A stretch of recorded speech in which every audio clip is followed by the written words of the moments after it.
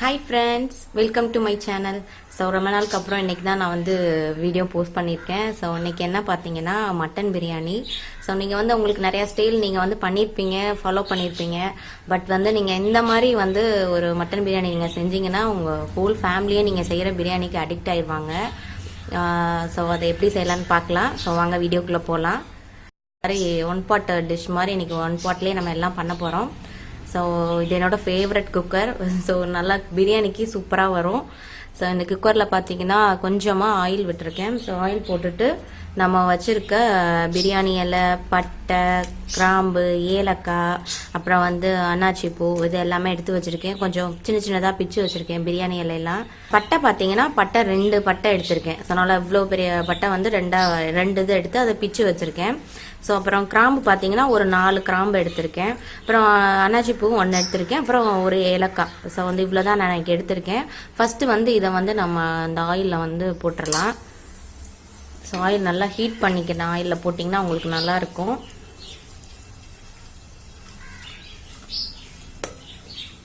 So இது ரொம்ப டப்புன்னு தெரிக்கும். ஸோ பார்த்து கொஞ்சம் கேர்ஃபுல்லாக இருங்க. நம்ம கட் பண்ணி வச்சுருக்க பெரிய வெங்காயம். ஸோ இன்னைக்கு வந்து பெரிய வெங்காயம் வந்து 2 பெரிய வெங்காயம் வந்து எடுத்திருக்கேன். அதை வந்து சின்ன சின்னதாக நீல வாக்கில் கட் பண்ணி வச்சுருக்கேன். ஸோ அதையும் நம்ம இதோட ஆட் பண்ணிடலாம்.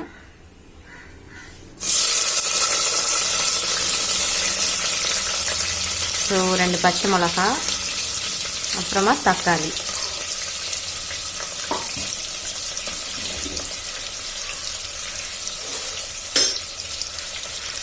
ஸோ நம்ம வெயிட் பண்ணாமல் டக்கு நம்ம போட்டோம்னா நமக்கு சீக்கிரம் வேலை முடியும். ஸோ இதெல்லாத்தையும் மிக்ஸ் பண்ணி விட்டுருவோம். மிக்ஸ் பண்ணிவிட்டு கொஞ்சமாக சால்ட்டு,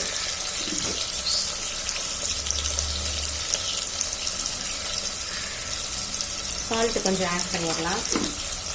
ஏன்னா சால்ட் வந்து கொஞ்சம் நல்லா சீக்கிரம் ஃப்ரை ஆகிறதுக்கு ஹெல்ப் பண்ணும்.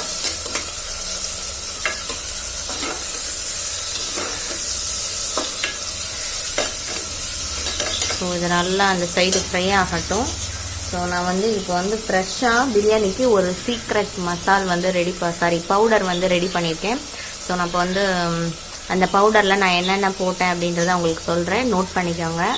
ஸோ இதில் பார்த்தீங்கன்னா கொஞ்சமாக சீரகம் வந்து நம்ம கொஞ்சம் நிறையா போட்டோம்னா நல்லா ஃப்ளேவர் வந்து நல்லாயிருக்கும். ஸோ அதனால் இதில் வந்து பார்த்திங்கன்னா ஒரு 5 ஸ்பூன் சீரகம் நான் போட்டிருக்கேன். அப்புறம் வந்து கொஞ்சமாக 1 ஸ்பூன் அளவு தான் சோம்பு. நீங்கள் எந்த ஸ்பூனில் எடுக்கிறீங்களோ அதே ஸ்பூன்லேயே எல்லாமே எடுத்துக்கோங்க.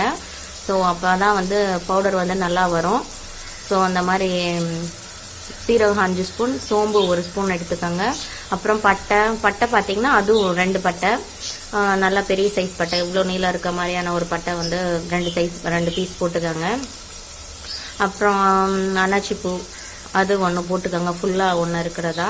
ஏலக்காய் வந்து ஒரு 3 ஏலக்காய் போட்டுக்கோங்க. கொஞ்சமாக இது கசகசா போட்டுக்கோங்க. ஸோ போட்டு இது எல்லாத்தையுமே வந்து நல்லா பவுடராக பண்ணிடுங்க. ஸோ என்னால் எவ்வளோ முடியுமோ அந்தளவுக்கு நான் பவுடராக பண்ணியிருக்கேன். ஸோ இது வந்து நம்ம கொஞ்சம் ஆட் பண்ணோம்னா இன்னும் கொஞ்சம் ஃப்ளேவர் வந்து இன்னும் கொஞ்சம் ஹைலைட்டன் பண்ண மாதிரி இருக்கும். ஸோ இதை நீங்கள் ட்ரை பண்ணி பாருங்கள், நல்லாயிருக்கும். அப்புறம் இது பார்த்திங்கன்னா இஞ்சி பூண்டு பேஸ்ட் ப்ளஸ் வந்து சின்ன வெங்காயமும் போட்டிருக்கேன். ஸோ வந்து இன்றைக்கி நான் 1/2 கிலோ மட்டன் எடுத்திருக்கேன். ஸோ 1/2 கிலோ மட்டனுக்கு நான் இன்றைக்கி கொஞ்சம் வெங்காயம் பார்த்திங்கன்னா ஒரு 1/4 கிலோ வெங்காயம் எடுத்திருக்கேன், சின்ன வெங்காயம் மட்டும். இஞ்சி பார்த்திங்கன்னா நல்லா 1 இன்ச்சு இஞ்சி, 1 இன்ச்சு இல்லை, நல்லா உங்கள் ஒரு விரல் நிலத்துக்கு எடுத்துக்கோங்க இஞ்சி. அப்புறம் பூண்டு வந்து பார்த்திங்கன்னா ஒரு 15 பல் பூண்டு எடுத்துக்கோங்க. நல்லா தோல்லாம் சுத்தம் பண்ணிவிட்டு எல்லாம் மிக்சியில் போட்டு இந்த மாதிரி பேஸ்ட் மாதிரி அரைச்சி வச்சுக்கோங்க. அப்புறம் புதினா வந்து ஒரு கைப்பிடி அளவு புதினா எடுத்திருக்கேன். ஸோ அதையும் நல்லா வாஷ் பண்ணி க்ளீன் பண்ணி வச்சுக்கோங்க.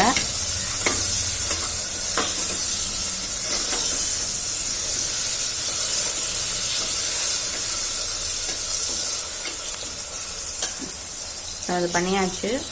ஸோ இந்த சைடு பார்த்தீங்கன்னா நான் கொஞ்சம் கீல கேஷ்யூ வந்து ரோஸ்ட் பண்ணி எடுத்து வச்சுருக்கேன். ஸோ அதை நம்ம லாஸ்ட்டாக வந்து ஆட் பண்ணிக்கலாம்.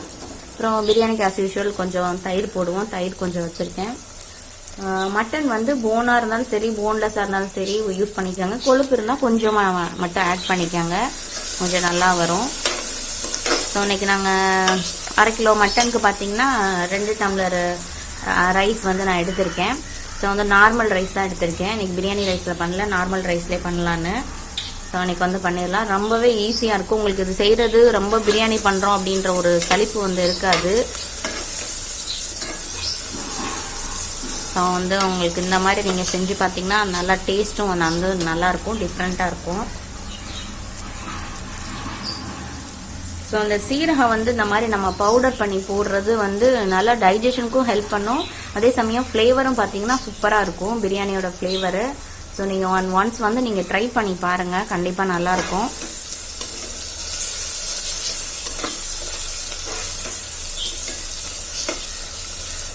இன்னும் கொஞ்சம் நல்லா ஃப்ரை ஆகணும். நான் இது தாளிக்கிறதுல பார்த்தீங்கன்னா கம்மியாக தான் போட்டிருப்பேன், கிராம்பு பட்டை இதெல்லாமே. ஏன்னா நான் அந்த பவுடரில் போட்டிருக்கனால இதில் கம்மியாக தான் போட்டிருக்கேன்.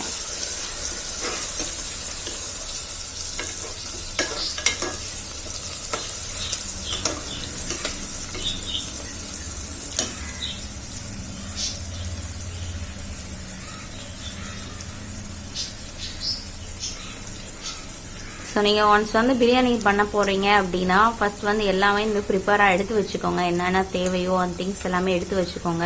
ஸோ வந்து ஆனியன் வந்து நம்ம எவ்வளோக்கு எவ்வளோ அதிகமாக பிரியாணியில் சேர்க்குறோமோ அவ்வளோக்கு அவ்வளோ வந்து டேஸ்ட் வந்து சூப்பராக இருக்கும். ஸோ இதில் பார்த்தீங்கன்னா நான் பெரிய வெங்காயம் 2 பெரிய வெங்காயம் ஆட் பண்ணியிருக்கேன். ப்ளஸ் அது இல்லாமல் ஒரு 1/4 கிலோ சின்ன வெங்காயம் நான் இதில் ஆட் பண்ணியிருக்கேன், அந்த பேஸ்ட்டில். ஸோ வந்து அதுவும் இதெல்லாம் போடுறப்ப நல்லா வந்து மட்டனை வந்து இன்னும் நல்லா சாஃப்டாகும். ப்ளஸ் வந்து ரைஸ் வந்து நல்லா இருக்கும். பிரியாணியோட ஃப்ளேவரும் வந்து ரொம்ப நேரத்து வரைக்கும் சூப்பராக இருக்கும். ஸோ நம்ம ஃபஸ்ட்டு செஞ்சனே சாப்பிட்ற பிரியாணியை விட மறுநாள் அதை சூடு பண்ணி சாப்பிட்ற பிரியாணிக்கு தான் பயங்கர டேஸ்ட்டாக இருக்கும். ஸோ உங்களுக்கு அந்த மாதிரி டேஸ்ட் பிடிச்சிருந்துச்சுன்னா கமெண்ட் பாக்ஸில் சொல்லுங்கள். ஸோ எனக்குமே அது பிடிக்கும்.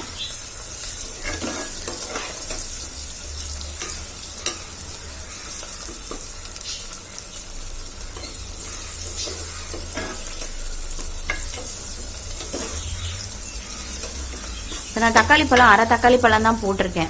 ஏன்னா நம்ம தயிர் கொஞ்சம் ஆட் பண்ணுவோம், அப்புறம் வந்து ரொம்ப புளிப்பு டேஸ்ட் அதிகமாக இருக்க மாதிரி வந்துடும். ஸோ அதனால் நான் 1/2 தக்காளி பழம் தான் போட்டிருக்கேன். இன்கேஸ் நீங்கள் தயிர் ஆட் பண்ணலைன்னா நீங்கள் 1 தக்காளி பழம் கூட போட்டுக்கலாம். நிறையா போட்டுட்டிங்கன்னா அப்புறம் தக்காளி சாதம் மாதிரி போயிடும். ஸோ அதுவும் நோட்டீஸ் பண்ணிக்கோங்க.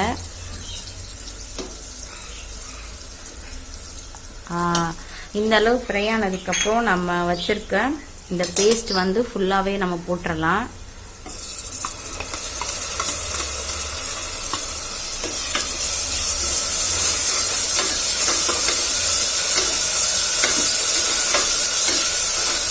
அதில் இருக்க தண்ணி எல்லாம் போகட்டும்.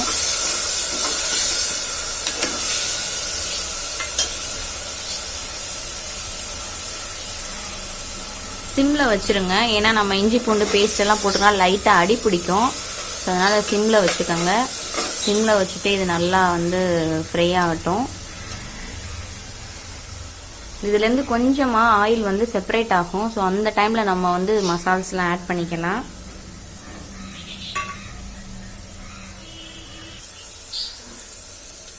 ஸோ பார்த்தீங்கன்னா இப்போ நல்லா ஆயில் வந்து செப்பரேட் ஆகுது.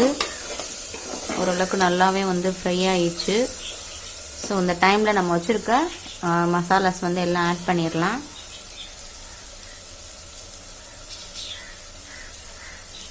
ஒரு ஸ்பூன் வந்து மிளகாத்தூள்.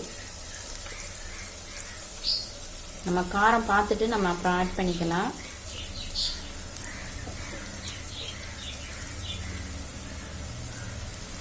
ஒரு ஸ்பூன் வந்து மல்லித்தூள். அப்புறமா நம்ம ரெடி பண்ணி வச்சுருக்க அந்த பவுடர் அது வந்து ஒரு ஸ்பூன் வந்து போட்டுக்கலாம்.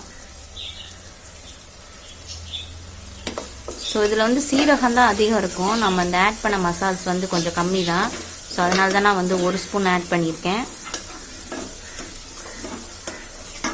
இதுவே நம்ம வந்து சீரகம் சோம்பெல்லாம் நம்ம கம்மியாக போட்டு மித்த ஸ்பைசஸ் வந்து அதிகமாக போட்டிருந்தோம்னா நம்ம அளவாக ஆட் பண்ணியிருக்கலாம். ஸோ இது வந்து நான் கம்மியாக போட்டிருக்கேன், சீரகம் அதிகமாக போட்டிருக்கனால தான் நான் வந்து இது ஒரு ஸ்பூன் ஆட் பண்ணியிருக்கேன். ஸோ இது நம்ம ஆட் பண்ணவும் பார்த்தீங்கன்னா நல்ல ஒரு ஃப்ளேவர் வருது. ஸோ இப்போயே பாருங்க பிரியாணியோட ஃப்ளேவர் சூப்பராக வருது. ஸோ இந்த டைமில் நம்ம வச்சுருக்க புதினா வந்து கொஞ்சம் ஆட் பண்ணிக்கலாம். கொஞ்சம் புதினா வச்சுருப்போம், லாஸ்ட்டாக வந்து நம்ம ஆட் பண்ணிடலாம்.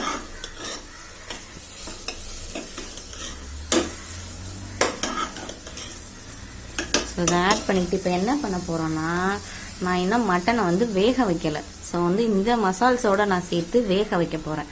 ஸோ அதுதான் வந்து டேஸ்ட் வந்து உங்களுக்கு சூப்பராக இருக்கிறதுக்கான ரீசனிங்கும். இப்போ இந்த மட்டன் போட்டு என்ன பண்ணலாம், நல்லா அந்த மசாலோட மிக்ஸ் ஆகிற அளவுக்கு நீங்கள் நல்லா வந்து மிக்ஸ் பண்ணி வைக்கணும்.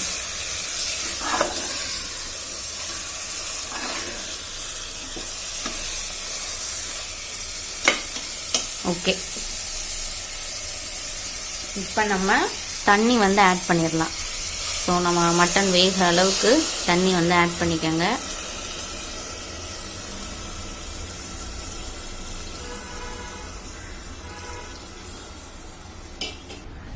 தண்ணி ஊற்றி ஒன்ஸ் வந்து இப்படி மிக்ஸ் பண்ணி பாருங்கள், உங்களுக்கு இந்த தண்ணி போதுமா மட்டன் வேகிறதுக்குன்னு பார்த்துட்டு பத்தலைன்னா இன்னும் கொஞ்சம் தண்ணி ஊற்றிக்கோங்க. நம்ம இன்னும் வந்து ரைஸ் வேறு போடணும். ஸோ வந்து தண்ணி வந்து நீங்கள் பயப்படாமல் ஊற்றலாம்.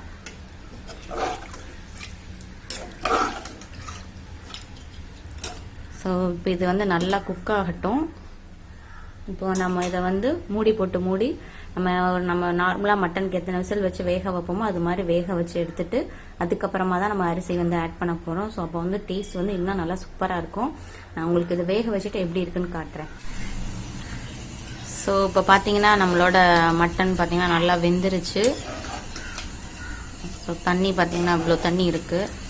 ஸோ நல்லா மட்டன் வெந்துருச்சு. ஸோ வேகம் நம்ம இதில் வந்து டேஸ்ட் பண்ணி பார்த்துக்கலாம்.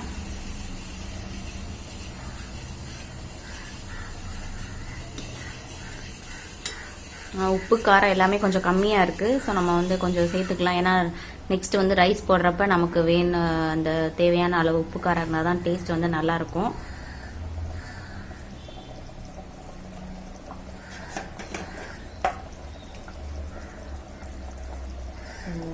மிளகாத்தூள்,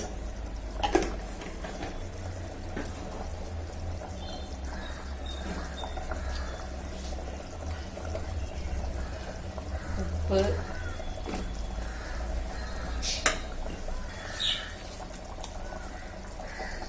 தயிர் கொஞ்சம் போட்டுக்கலாம். நம்ம வச்சிருக்க ரைஸும் வந்து இதோட ஆட் பண்ணிடலாம்.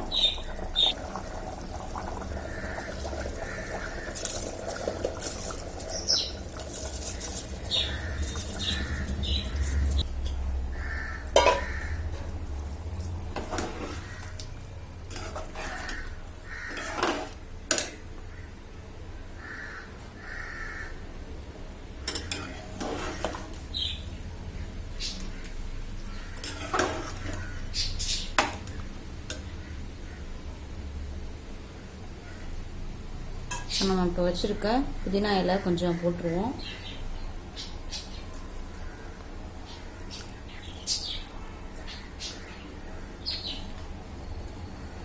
இந்த ரோஸ்டட் கேஷ்யூஸ் வந்து இதோட ஆட் பண்ணிடலாம்.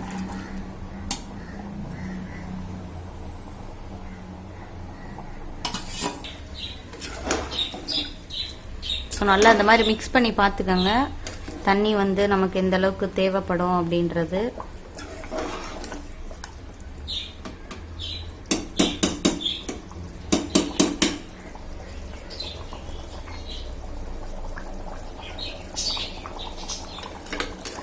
நம்ம டேஸ்ட் பண்ணி பார்த்துக்கோங்க உப்பு காரம்லாம் எப்படி இருக்குன்னு. ஸோ காரம் வந்து கரெக்டாக இருக்குது, உப்பு கொஞ்சம் தூக்கலாக இருக்குது. ஸோ ரைஸ் வேகிறப்ப ஈவன் ஆயிரும்.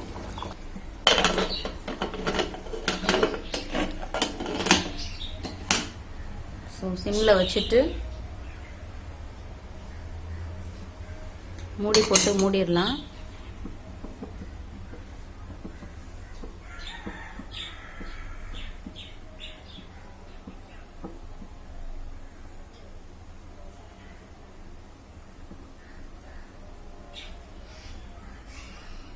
ஸோ சிம்மில் வச்சு நமக்கு ஒரு விசில் வந்தால் போதும், பிரியாணி ரெடி ஆயிரும். ஸோ நான் ரெடி ஆனதுக்கப்புறம் எப்படி இருக்குன்னு காட்டுறேன்.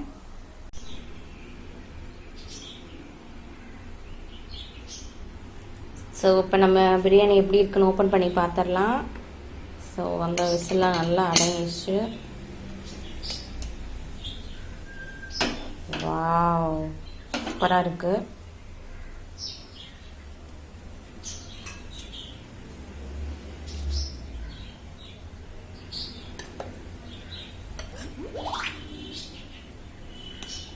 நல்ல ஒரு ஃப்ளேவராக இருக்குது. ஸோ பீசஸ்லாம் பார்த்தீங்கன்னா நல்லாவே வந்து வெந்திருக்கு.